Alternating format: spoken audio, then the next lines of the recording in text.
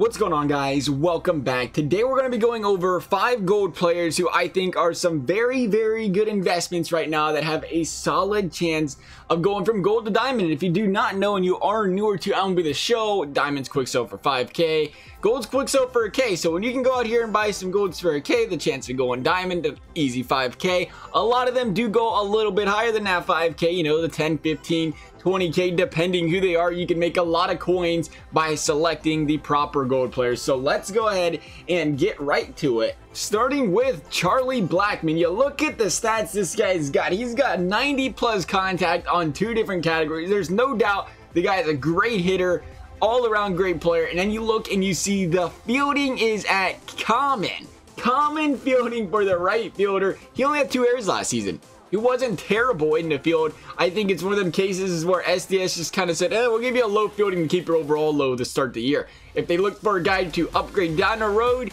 maybe Charlie Blackmon's that guy. You see him get some boost on them fielding stats, and when he gets some boost on them fielding stats, that's going to boost that overall high enough to get him to a diamond once again. And again, he's a 3k player. You're not going to lose much. He's probably not going down to silver unless something drastically bad happens this year. That is the really nice thing about a lot of these gold guys. A lot of them are cheaper right now because there are so many fancy featured packs out that gets you the gold player, the diamond player, whatever.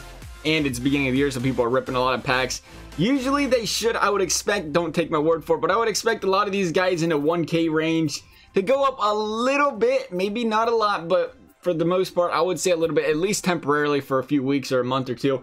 But then going on to our second guy is Craig Kimbrel. I really like using Craig Kimbrel. Without a doubt, my favorite pitcher to use every single year for the last, well, at least the last 2 years. I've really enjoyed using him. I didn't use him the year before that because, well, I was an overall Chapman addict, but the guy is just phenomenal when you use him for pitching. And I think that's important because, you know, when somebody's a good pitcher to use, people want to buy them. That makes the price go up. Not only that, though, Craig Kimbrel is an 84 overall, and he's got a career 1.91 ERA. 1.91. The guy's a diamond waiting to happen. I almost question why he didn't get a diamond, but he does have to sign with somebody. I mean, if he decides he's going to play baseball all year, it's going to be a hard time seeing him get an upgrade considering he hasn't played. But if he does play, I think he's got a very good chance of seeing that diamond. And again, a guy at 2,500 stubs, you can't beat it.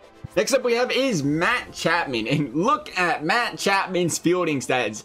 Diamond. You rarely see the 99 fielding out of anybody. Matt Chapman has that. And that is the beauty of Matt Chapman. He reminds me a little bit of a Yoenis Cespedes, not like player-wise, but as far as MLB The Show stats-wise, because he's got really good fielding stats and average hitting stats. Right now he's bronze. Average hitting stats will get this guy to a diamond.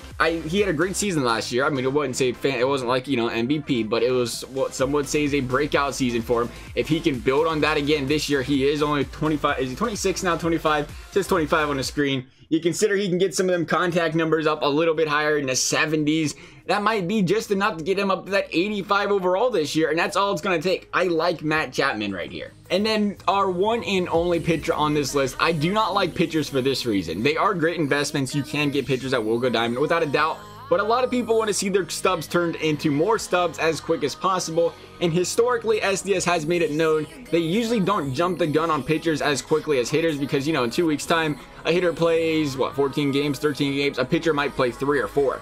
So they don't want to just jump the gun and say, oh, 1 bad start, let's ruin his overall. 2 bad starts out of 4, let's ruin his overall. Or 4 good starts, is it worth, you know, bumping him to a diamond right away? They might wait a little bit longer. So that's a thing with these guys. But I like Madison Bumgarner because he has been a diamond before. That's very important. When you've been diamond, it's easier to get back to diamond. But last year and the year before, he's right around that 3.2 ERA. So I guess that warranted an 82 overall. He's still a really good pitcher, and he still has a really good chance of getting upgrades because of it. That is why I like Bumgarner. The second reason I like him is 1385.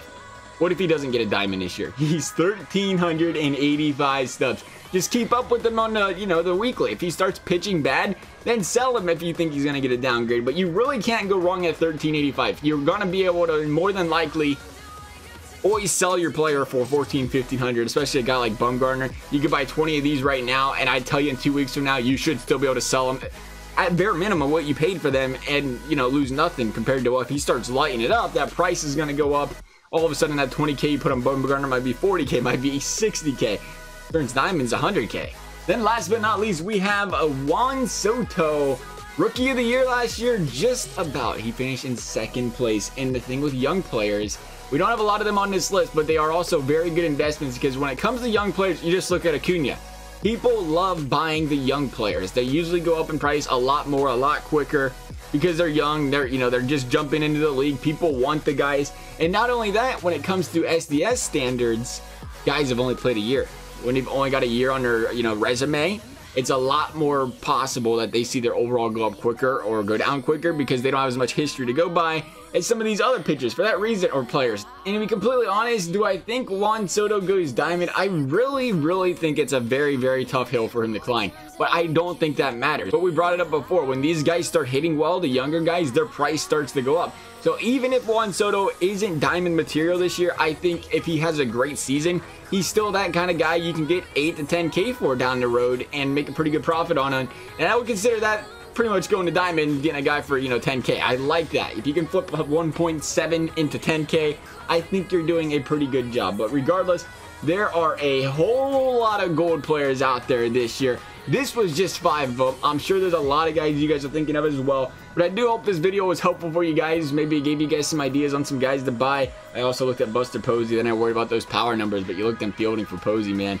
If only he had some power, I think he'd be running right back into diamond territory. But he's been a diamond before. It's another good option. If you ever look at it, Baton says, I don't like because he doesn't close, but you know what? He's been there before as well. A lot of good players down this list. Josh Donaldson was hard to turn up on. He's only 4K. I like Josh Donaldson. He's on my fantasy team, though, so I knew better not to invest on him doing good. Otherwise, though, guys, I hope you guys enjoyed this video. Thank you guys for watching. We'll see you next time.